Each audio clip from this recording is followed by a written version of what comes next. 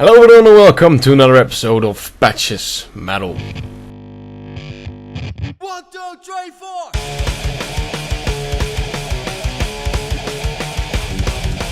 Patches Metal!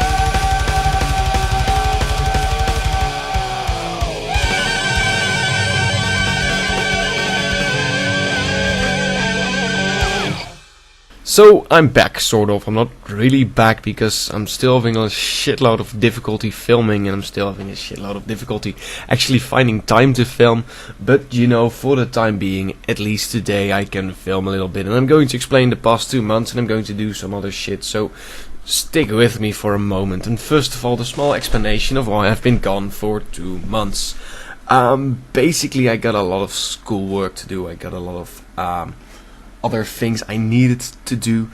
I did some moving, as you can probably tell. So I actually live in the same house as I used to live before, but I've started living in a different room, and it's a little bit difficult. It's a long story. I'm not going to explain everything, but you know, there's that. So that actually took me a couple of weeks to get everything settled.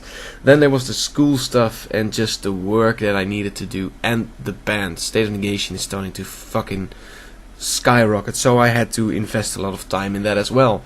Then the second problem was that I couldn't film anymore. I usually film with Sony Vegas Pro, and suddenly the recording software in it just decided to stop working. Like every time I tried to film, it would say there was some unknown error or something, and I could get like a massive status report with just digits, and I posted it on forums, and the forums were like, did you try reinstalling it? And I was like, fuck yeah, I've tried reinstalling it, I've tried fucking everything, but you know, it didn't work.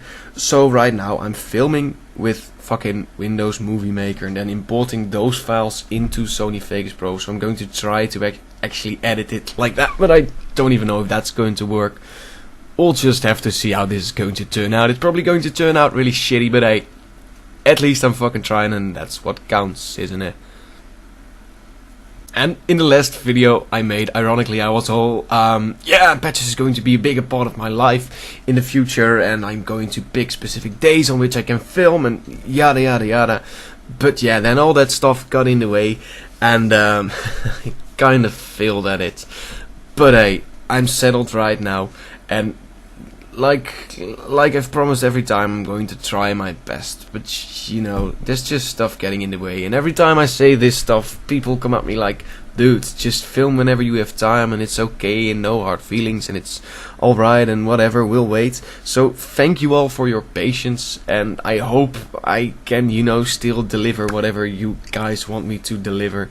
Yeah, I'm just going to try my best. And let's have a shot at the first things I wanted to show you, because this time I really have a shitload of bands to review. Just to say this out front though, there's going to be a small change in my formula.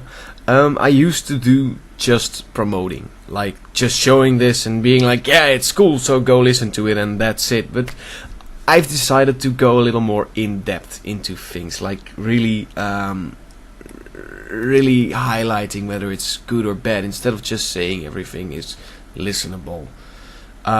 So yeah, like if you're going to send me your CDs or anything, just remember I'm going to be a bit more critical these days, because I wanna go more in depth into the stuff. I wanna really talk about music instead of just saying stuff is good every single fucking time I review something.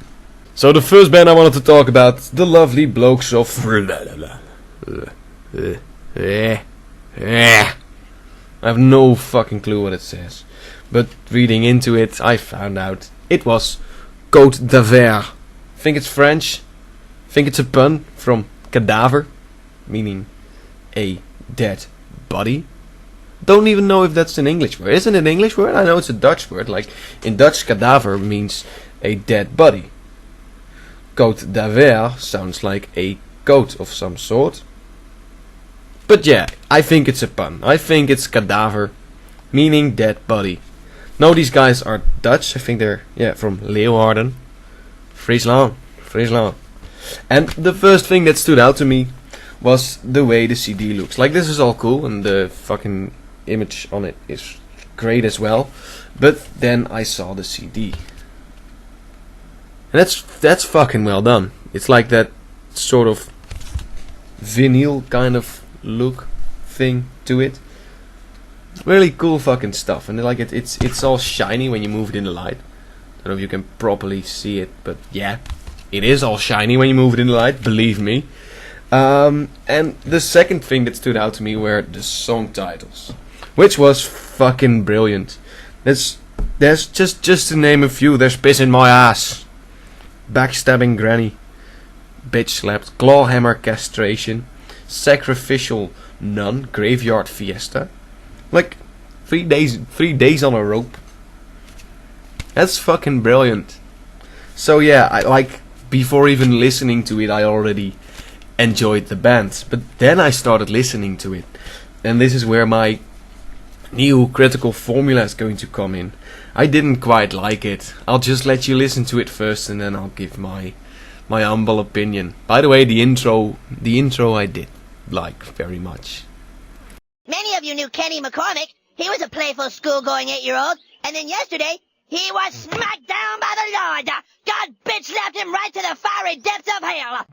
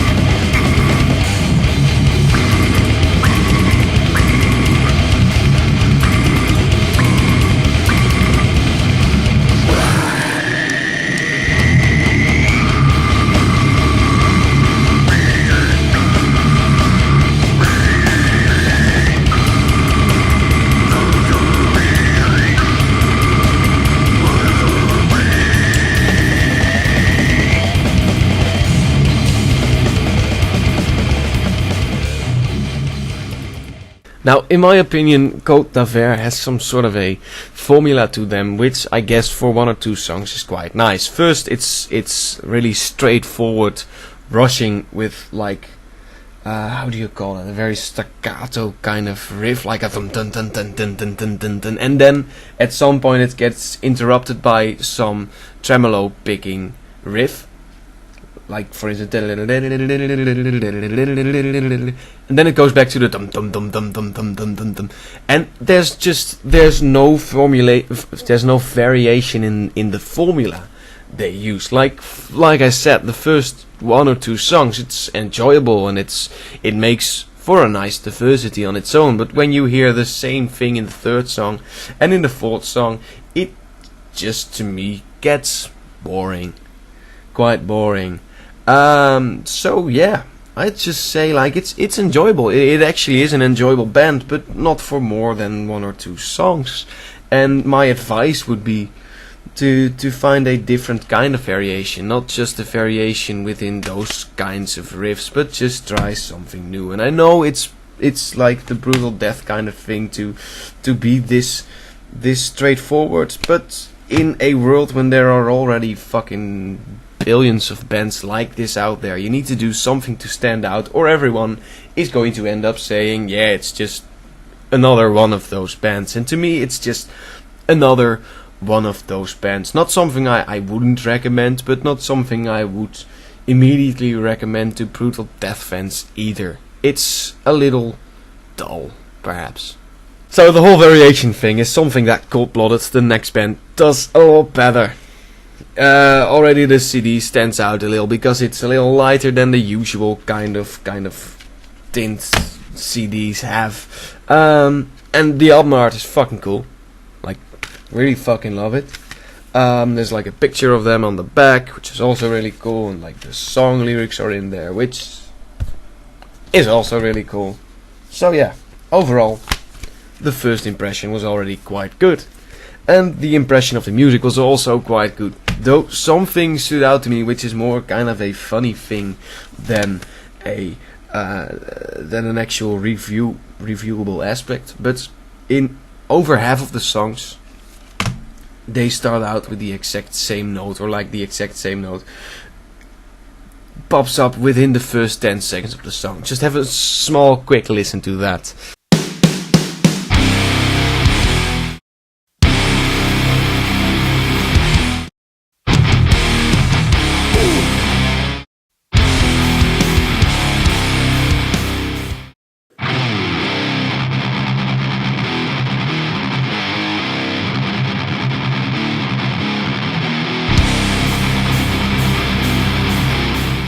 And in Dutch we call this the grondtoon, and I think in English it's called the root chord or the root note, something along those lines. Like, it's not something uncommon in metal, but to start almost every song with just a da or like 2 notes up front is maybe a bit of an overkill. Like, it's well, all the intros are somewhat the same, but that's not going to affect my opinion too much, because I actually did very much enjoy this band music they make.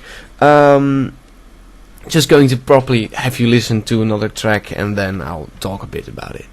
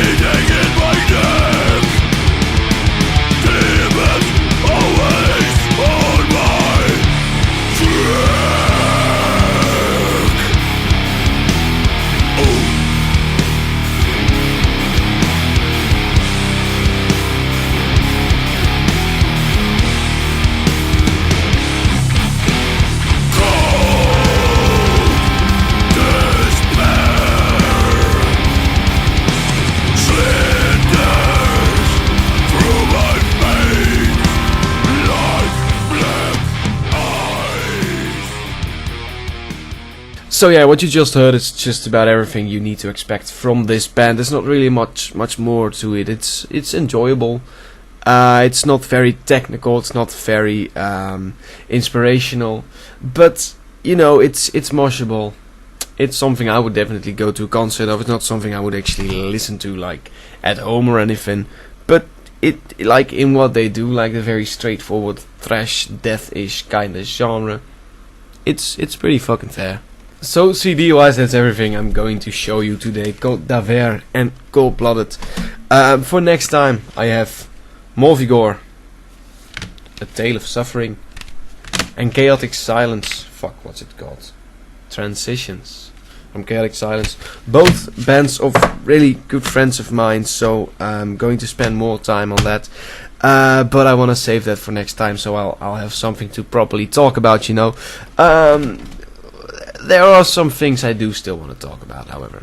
2 days ago, some kid died at a Miss May I concert, and someone asked me to talk a bit about it, so I'll just spill out my thoughts, because I do have some thoughts on this matter, and it's not going to be specifically about this case, because I don't know enough about it, but it's going to be about the general dangers of going to live concerts.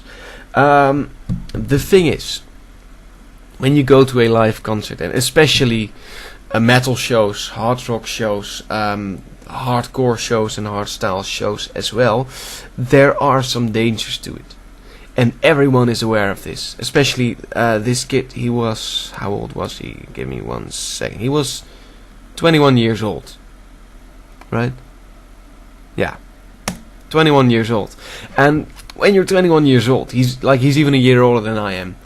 you know about the dangers of going to concerts. And I'm not going to justify anything. I'm not going to say it's his own fault, because like I said, I don't know enough about a specific case. But in general, people know what the dangers are. When I go to a show, I know what things to do and what things not to do, what places to avoid, where I could stand the safest. You know, you should also consider how big you are. I'm not the smallest of guys, so I'm not going to be in a lot of danger, you know, standing on the front of a show. But when you're this tall of a girl and you're going to stand like right at the front of the show, of course there's the danger of getting a push in your back and landing head first into the stage. And this is just giving an example, but I've actually seen stuff like that happening. And this particular case is about a guy crowd surfing. And first of all, I'm quite sure that in just about every venue, crowd surfing is prohibited. It's not legal, like you're not allowed to do it. Even moshing at some places is illegal. And there's a reason to that. There's a reason to it being illegal, or if not illegal, at least being advised against. It's because it's a little dangerous. It can be really fucking dangerous. And my advice to everyone would be, have a very serious look at yourself, like a very critical look at yourself, and decide whether or not you're going to be physically safe in a metal crowd. If you're going to be physically safe standing at the very, very front row, where you're always going to be pushed against. Like, I've had enough experiences live to see that when you're going to stand at the very furthest front, everyone wants to be in your spot, and they're all going to be like standing against you or pushing against you. Or if anyone gets like a push in the back from a mosher, then that's going to be a chain reaction. The mosh pit is always close to the front, and if there's like 2 or 3 people between you and the mosh pit, then you're going to feel that push as well. And it's going to be 3 people falling against you while you're standing at the front of a stage. Shit like this can happen. And everyone who goes to any kind of concert should be aware of this. I mean, you have to be really stupid if you're not aware of this. And I'm not telling you to just stop going to shows or anything, but just consider how fragile you possibly are. And if you're not, like if you're a big guy, if you're a fat guy, or if you're whatever, very muscular, then there's probably not going to be a lot of problems, and you can easily stand at the front, or you can easily go mosh, and there's going to be no big deal. But if you're not, then just be aware of that and try to be fucking safe, because first of all, you probably don't want to happen something. Sorry, you probably don't want something to happen to you. But bands don't want that either, and the rest of the audience doesn't want that either. Bands can get in shitloads of trouble. I mean, look at fucking Randy Blythe being in jail for so long, just because some kid died stage diving, and who knows, maybe this same fucking bullshit is going to be happening to the singer of Miss May I, or maybe it's not. I don't know. Like I said, I don't know enough about this case, but the whole general idea of people dying at shows, or people getting heavily injured at shows, is because people don't really know what they are. However, I'm running out of time, and you people are probably bored with my voice by now, so I'm going to leave it at this. However, as always, I'm going to try my best to start filming very soon again. The outro song is going to be from Chaotic Silence, so we have something to look forward to for the next episode. It's probably going to be out soon, like within a week or 2, but if not, wait for me. I will be back. I promise.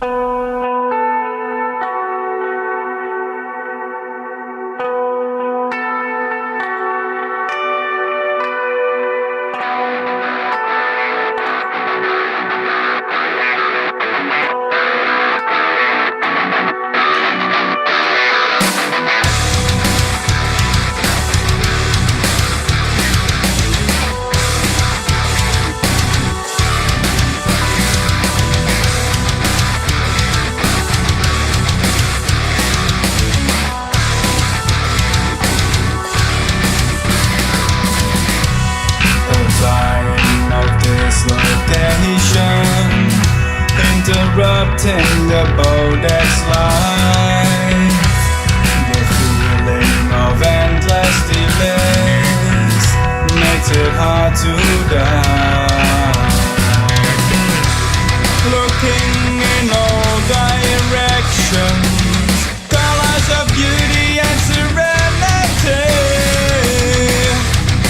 silence of pure perfection.